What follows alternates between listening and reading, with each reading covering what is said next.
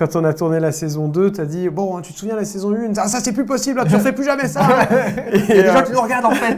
On savait pas à l'époque qu'ils les allaient regarder, maintenant ils regardent, on est dans la merde. Hello, c'est François Descraques. Hello, c'est Florent Dorin. Et on est dans Clap. Sur Melty. Ouais. Ta centrale va exploser, papa. Vous n'allez pas me faire croire que toutes les catastrophes qui ont lieu dehors sont toutes de ma faute. Si tu construis ta centrale, voilà ce qui va se passer.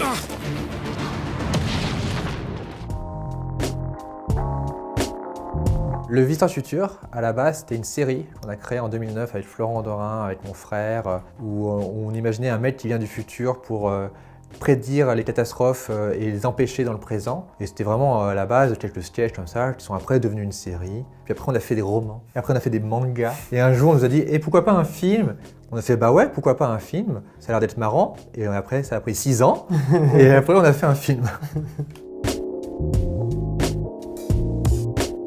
La première difficulté, c'était de trouver la bonne histoire. Une histoire qui soit à la fois faite pour un public qui n'a jamais vu la série et que ceux qui ont vu la série soient quand même récompensés. Étrangement, ça n'a jamais été le scénario qui a été le problème. C'était vraiment soit parce que oui, le genre science-fiction peut faire peur, soit on nous dit de toute façon vous n'aurez jamais assez d'argent, vous ne pourrez jamais y arriver, ça va pas rendre bien, soit parce que disait ça va être un film de youtubeur, ça va ressembler à rien et les gens qui regardent des vidéos sur internet vont pas au cinéma. Donc il y avait plein d'a priori contre lesquels on a dû se battre pour faire ce film. Effectivement, il y a certaines personnes qui nous renvoient cette étiquette de si vous faites des trucs sur internet, c'est que vous êtes des amateurs. T'as beau faire des vues sur internet, t'as beau faire des mangas, t'as beau machin, pour les gens du cinéma, si c'est pas du cinéma, c'est bizarre. Et moi je leur ai dit, ce qu'on propose c'est un film de cinéma, de grand spectacle, avec une histoire de science-fiction qui visuellement doit se voir au cinéma en premier lieu. Il se trouve que c'est fait par des gens d'internet, mais ça c'est secondaire.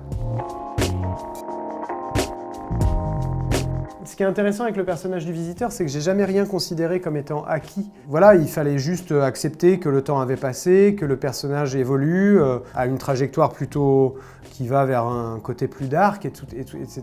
Ces petits ajustements, on les a toujours faits depuis la première saison. Je me souviens, quand on a tourné la saison 2, t'as dit « Bon, tu te souviens la saison 1 ? Ça c'est plus possible, tu refais plus jamais ça !» Il y a des gens qui nous regardent en fait. On savait pas à l'époque qu'ils les allaient regarder, maintenant ils regardent, on est dans la merde. À la fois retrouver Slim, Raph, les anciens, les vieux copains, tu vois, c'est génial parce qu'on a tous grandi, on a tous eu des expériences aussi à côté du visiteur, donc on est riche de tout ça. Nos vraies vies ont influencé la série et forcément dans le film ça a été la même chose. Le rapport à l'avenir qu'on laisse à nos enfants, c'est le thème du film. Quand j'ai commencé à écrire le film, j'étais pas encore père. Quand on a commencé à tourner, j'étais père et il y a des choses qui ont changé même entre ces deux moments-là. C'est-à-dire que je me rappelle quand on a tourné une scène au terrier, je me suis dit tiens c'est important que le personnage du visiteur passe pour le papa de la troupe, et du coup on a rajouté des petites références et Florent lui-même a commencé à parler comme un daron aux enfants quand il dit hey, mettez les coups sur la table, machin et tout. C'est des trucs parce qu'on est daron maintenant, donc forcément ça a influencé le film.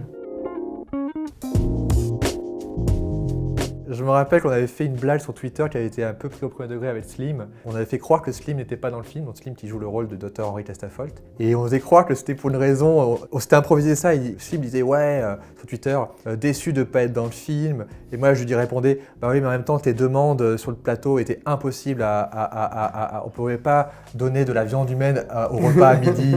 Et oui, il disait ouais mais tu fais pas d'efforts et tout, machin. Et du coup on faisait croire aux gens que le film n'était pas dans le film parce qu'ils voulaient manger de la viande humaine. Et t'en as 2-3 qui ont fait « Ah mais je suis déçu que le film soit pas dans le film, c'est dommage !» Mais en fait il est dans le film.